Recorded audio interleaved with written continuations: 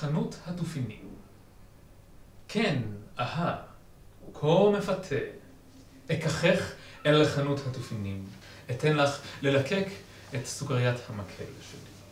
קדימה, נערה, אל תפסיקי, המשיכי, עד שתגיעי אל הנקודה. הו, אקחך אל חנות התופינים. הו, טעימה אחת ממה שיש לי.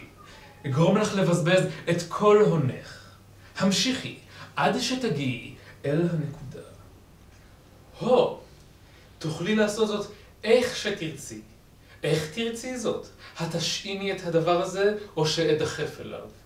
המעלות עולות, ובכן, הבה נעבור לשלב הבא. רחבת הריקודים פקוקה, חמה כקומקום תה.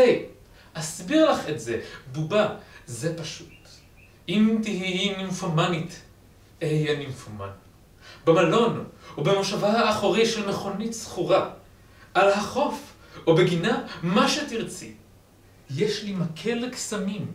אני רופא האהבים. טרם סיימתי ללמדך. כמה הלהטתי אותך.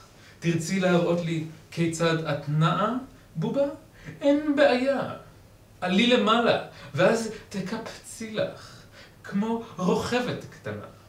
אני ותיק ומנוסה כשמדבר בדברים כאלה.